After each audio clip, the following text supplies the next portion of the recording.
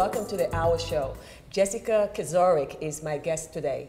Jessica's 29 years old, author of 4 books, and had created the movement called Badass Businesswoman. How are you, girl? Excellent. I mean, I'm so honored, happy, and excited to have you here. I know. So how did you come up with that name, Badass Businesswoman?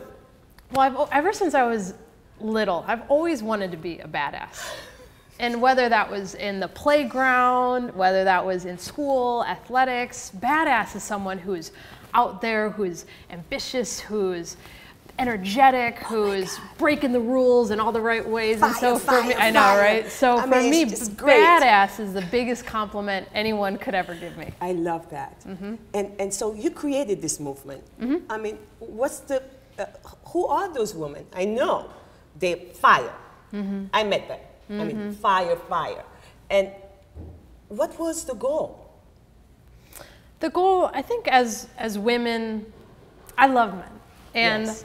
I do business with a lot of men. And as I went into the business world, I wanted to attract other women like me. Okay. Women like yourself, who there's something about them, there's an energy, there's an there's a dynamic, there's something there. And I wanted to find a way to bring all of us together, to collaborate on projects, to do business with one another. Beautiful. And then I also wanted to build something where we could start training other women how to be badass businesswomen and teaching them how to unleash their inner badass and how to bring that out. Well, you know, when I first got your invitation, Badass Businesswoman, I have to tell you, is very intimidating.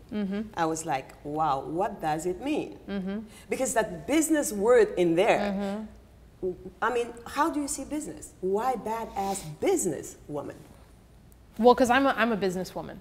And I think that what does it mean? Business can sometimes be sort of boring and dry, and I've been to so many Chamber of Commerce meetings and network meetings where it's all just handing out business cards, hoping that you're going to be the one that gives me business. And you know, I want to dress nice and behave nice and be professional and do everything the right way so that ultimately you are someone who pays me for what I'm worth. I see that. And there's so much self-expression. That's right. That's missing in business of people really just being outrageously self-expressed, who they are, authentic. They're authentic, real. Whether you're young, whether you're spunky, whether you're whatever your thing is, to bring it to the surface and have the freedom to just operate as a function of yourself. Like the way you are in your personal life with your closest friends. I just would assert that you would be much more valuable in the business realm if you were letting yourself loose in the same way. Well, why that question? I'm going to say this because I'm sure there would be women watching us that the word business is still intimidating to them. They could be just mothers at home, right? Can they be part of your movement? It's for business women, it's for professionals. Not to say that all the business women are entrepreneurs. Not all of them are. Now, what we want to do ultimately is a whole nother, because I own the URL Badass Mothering as well. So, but then you don't see, because what you just said is however you can be yourself, badass, whatever you're doing, loving it, and be that out there. Well, my mother is a badass businesswoman because she is her official title. She's a domestic engineer. I love that. So she has been in the business of raising 2 amazing daughters and keeping my father on a short leash. That's another business. That's another business. Is she part of your movement? She is so part of my movement. In fact, my mother was one of my first members, and she comments on my blog. She'll send me emails of little links to go to, and you should talk about this with your badass business women. I know. So I mean, it's great because I have to tell you, at first I'm like, which business I'm going to talk about? And the one where really I felt myself 200, which I do feel 200% authentic all the time. But the one to my heart was my kids and my husband. And I'm like, okay, would that fit? And I guess it does, right? It's great. That's what I wanted to get out. But another thing is, I mean, come on, honey, you are 29 years old. How easy was it, or how difficult to be an entrepreneur at 29 that wrote 4 books. I mean, it took forever because growth is so challenging. What were the challenges you went through? Well, my father is my hero, and he's my biggest mentor. And yes. I wish everyone had the kind of mentorship that I did growing up. Beautiful. But I was raised in a household. My father was an entrepreneur, and we sat at the dinner table. So starting when I was 4 years old, we would sit at the dinner table, and we always had dinner together. Yes. Every night.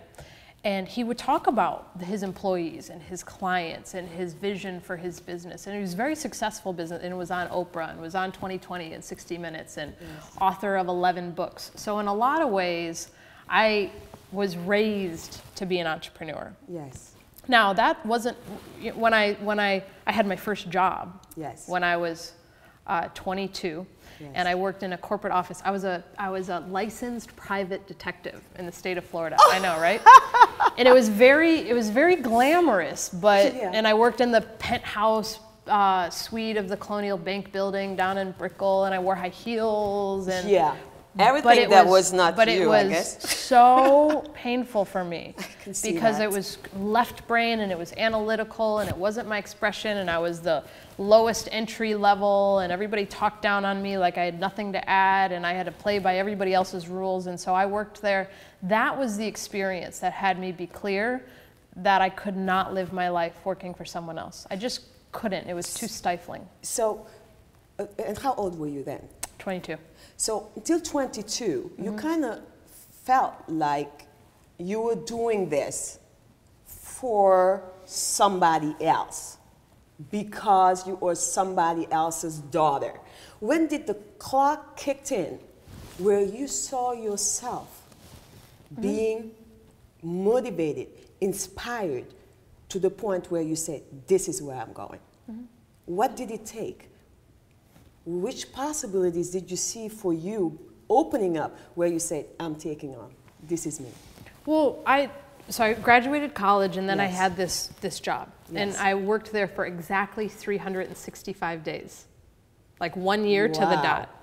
And while I was there yes. was when I saw that I would watch on my computer, I would watch the surf report during the day, okay. because I'm a surfer. Yes.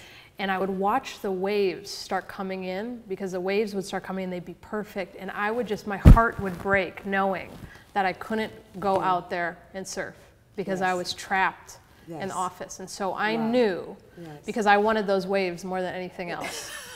I wanted the freedom to be able to go get That's it right. when it was there. That's right. And so it was those waves that had built that hunger in me. And when I started really getting that I have to do something where I can work for myself, yes. where I can go out and I can adventure when I want to, and I can work hard when I want to.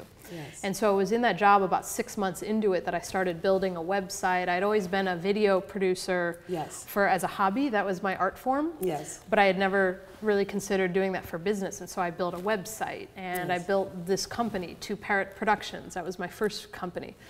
And I started doing little jobs on the yes. side, and I started doing video production for other people and companies for free to build my portfolio. Yes. And so by the time I had built it up enough to be able to market myself as a video producer is when I quit my job. And it was total jump off the cliff. Now you jump out of the cliff, mm-hmm. but again, you could have done something small mm-hmm. to yourself, but you went big. And sharing with the world. Mm-hmm. When we come back, Jessica's going to tell us why she thinks big is better. Yeah. We'll be right back.